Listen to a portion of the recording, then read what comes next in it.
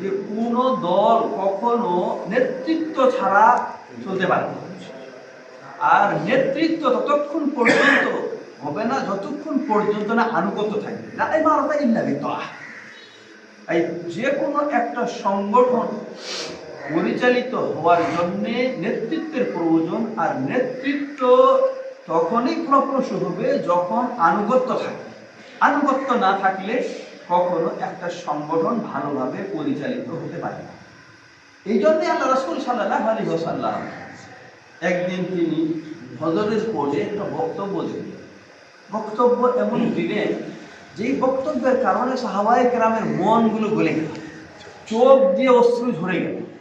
তখন সাহাবায়ে কেরাম কেউ কেউ বলছেন যে ইয়া রাসূল কান্নাহা মাওইদাতুন মুআদ্দিয়া, মনে হয় যেন এটা একটা বিদায়ী বক্তব্য বলেন রাসূল, মনে হয় শেষ বক্তব্য এটা, আমাদের কিছু উপদেশ দিন আপনি। আল্লাহ রাসূল সাল্লাল্লাহু আলাইহি ওয়াসাল্লাম উপদেশ দিতে গিয়ে বলছেন যে আমি তোমাদেরকে আল্লাহ ভীতির তাকওয়ার উপদেশ দিচ্ছি, এবং উপদেশ দিচ্ছি আরো বিসামঈ ওয়া তাআহ, নেতার আনুগত্য করা এবং নেতার কথা শোনার ব্যাপারে উপদেশ দিচ্ছি। এবং তোমাদেরকে আরো উপদেশ দিচ্ছি আল্লাহ রাসূল সাল্লাল্লাহু আলাইহি ওয়াসাল্লাম আলাইকুম বিসুন্নতি ওয়া সুন্নাতিল খুলাফায়ে রাশিদিন আল মাহদিয়্যিন, আমার পরে তোমাদের আমার সুন্নত এবং খোলাফায়ে রাশিদার সুন্নতকে মজবুতভাবে আঁকড়ে ধরার জন্য তোমাদেরকে উপদেশ দিচ্ছি, কারণ এরপরে অনেক বিভেদ সৃষ্টি হবে। এখানে যখন শেষ বিদায়ী বক্তব্য হিসেবে উল্লেখ করা হলো, সেখানেও আল্লাহ রাসূল সাল্লাল্লাহু আলাইহি ওয়াসাল্লাম বলছে যে তোমরা নেতার কথা শুনবা, তার আনুগত্য করবা। আনুগত্যের বিষয়টি খুবই গুরুত্বপূর্ণ হওয়ার কারণে সাহাবাদের কাছে এত গুরুত্বপূর্ণ ছিল, এক সময় আল্লাহ রাসূল সাল্লাল্লাহু আলাইহি ওয়াসাল্লাম কিছু সংখ্যক সাহাবার একটা দলকে এক জায়গায় এক অভিযানে প্রেরণ করলেন। ওইদিকে গিয়ে যিনি নেতা ছিলেন, যাকে আমির বানিয়েছেন আল্লাহ রাসূল সাল্লাল্লাহু আলাইহি ওয়াসাল্লাম, আমির সাহেবের তিনি কোনো কারণে খুব রেগে গেছেন অন্যান্যদের উপরে। রেগে যাওয়ার পরে এখন বলছেন যে তোমরা কিছু লোকরি সংগ্রহ করো, খড়ি নিয়ে আসো। বিভিন্ন জনে বিভিন্ন দিক থেকে খড়ি নিয়ে আসে, একত্রিত করলো, আগুন জ্বালাও, আগুন জ্বালানো হলো। এরপরে বলছে আগুনে ঢুকো।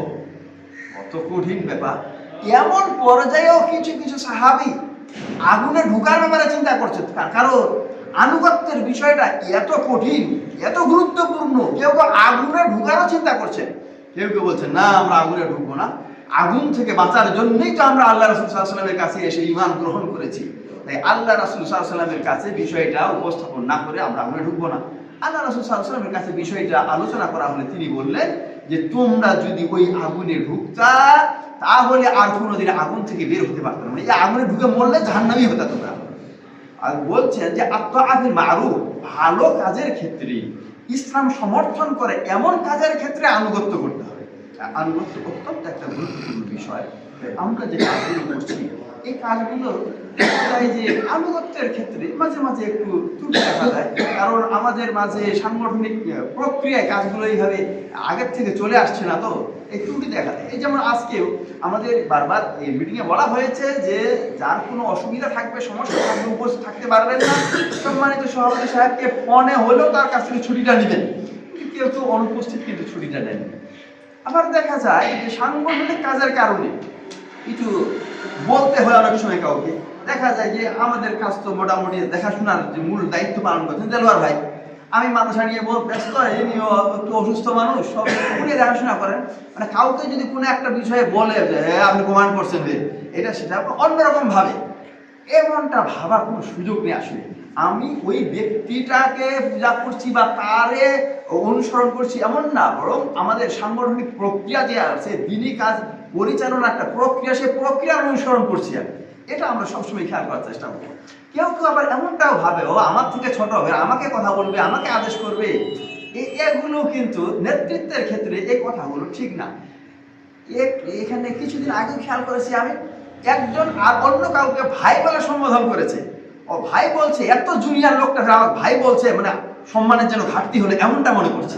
আমরা তো সবাই ভাই ভাই না।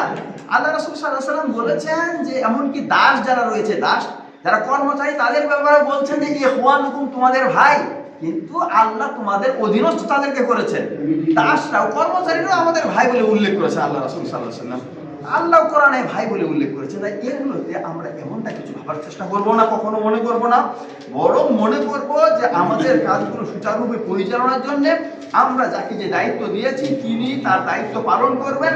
সেই ক্ষেত্রে আমরা স্বতঃস্ফূর্ত এবং আন্তরিকভাবে সহযোগিতা দিব, তাহলে আমরা কাজগুলোকে একটু বেগবান করতে পারবো। সবার কাছে অনুরোধ করছি আমরা এই ক্ষেত্রে আনুগত্যের ক্ষেত্রে যেন কোনো কমতি আমাদের মাঝে না থেকে থাকে। যখন যাকে যেই বিষয়ে আমাদের এখান থেকে যারা দায়িত্বশীল রয়েছেন বলবেন সেটাকে আমরা একটু সাদরে গ্রহণ করার এবং সেই হিসেবে কাজ করার চেষ্টা করব। আমরা এই যে সংঘবদ্ধ হয়েছি দিনই কাজের জন্য, আপনারা আজকে বিভিন্ন জনে বিভিন্ন ব্যস্ততা আছে, তারপরেও এখানে ছুটে এসেছেন। আমরা আমাদের অন্যান্য মূল্যবান কাজ থাকার পরেও দিনকে প্রাধান্য দিয়ে এখানে এসেছি। তাই আল্লাহর কাছে দোয়া করছি তিনি যেন আমাদের এই শ্রম, এই ত্যাগ এবং সময়কে কবুল এবং মঞ্জুর করেন। আমিন আল্লাহুম্মা আমিন। আল্লাহ রাব্বুল আলামিন এর কাছে দোয়া করি তিনি যেন সামনে আরো আমাদের কাজকে বেগবান করার জন্য পরিকল্পিতভাবে নিয়ন্ত্রিতভাবে আমাদের গঠনতন্ত্র ভিত্তিক কাজগুলোকে চালিয়ে নেওয়ার তৌফিক দান করেন। আমিন আল্লাহুম্মা আমিন। আর সামনের মিটিংগুলোতে যেন আমরা আরো উপস্থিতি দেখে ভালোভাবে সবাই মিলে পরামর্শ ক্রমে ভালোভাবে কাজগুলোকে এগিয়ে নিতে পারি। আল্লাহ রাব্বুল আলামিন তৌফিক দান করুন। আল্লাহ সবাইকে জাযায়ে খায়র দান করুন। উভয়কালীন সফলতা কামনা করছি। আমার সংক্ষিপ্ত কথা শেষ করছি। আসসালামু আলাইকুম ওয়া রাহমাতুল্লাহি ওয়া বারাকাতুহু।